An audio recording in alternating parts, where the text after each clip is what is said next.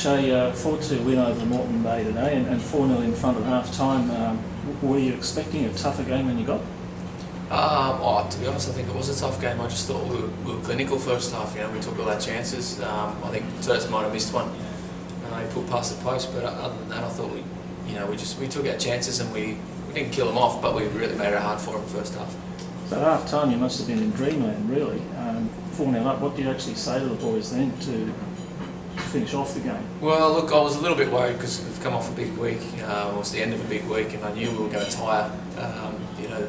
We worked really hard first half, and I knew Moreton Bay they're not the sort of side that's going to lay down and die on you. So we knew it was going to be a physical battle, and we knew they might go a little bit more direct towards the end of the second half. And so I was a little bit worried, that they were going to get a couple of goals, but we held them off till the end, and I think we just died in the end today.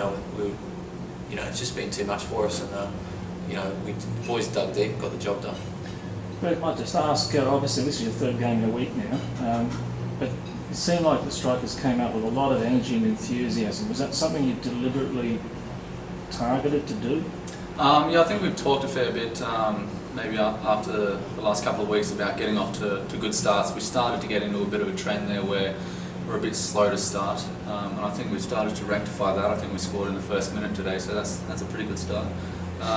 But yeah, we just wanted to come out with the right intensity, and we're playing at home. This is our place. We want to dictate the terms of the game, and we came out with the right attitude today. And with 5 minutes remaining, Shay, you're 4-0 up, but 2 goals go in. So was it purely down to the fatigue factor, or was there something else? Oh, look, for me it was fatigue. I think Kusima, he looked like he was about to die. He was knackered, and he made a couple of mistakes, and he got punished for it. I mean, 9 times out of 10, the mistakes he made, it wouldn't have mattered. We would have covered it. But like I said, they are dangerous, and they do score goals quite freely.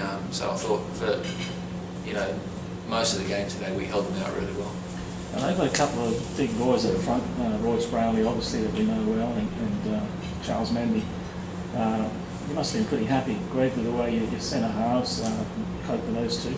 Yeah, they've really gone on leaps and bounds. We know they're good players, but they're a fairly new pairing. Obviously, with a bit of rotation with Dan moving a bit further up the park, but they're really playing well. Shady's a strong guy, and he's the sort of guy that you can put back there, and he's going to do a job, and he's going to dominate that area regardless of who he's playing against. And I think he showed that today against leading goal scorer in the league. I think so. He kept it quiet all game.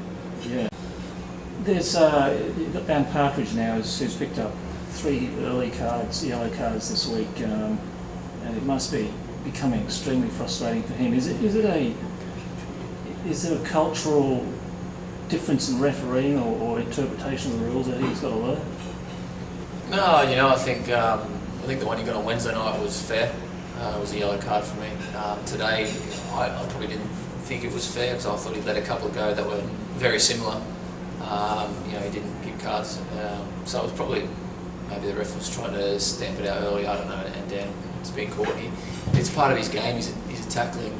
It's what he does, and you just have to be a little bit more careful early on. But I don't want him to change anything. He's going really well. Yeah, he does it really well for us. So it's a bit of you got to take that with it, I guess, sometimes. Okay, now you've got Redlands coming up, obviously, next week.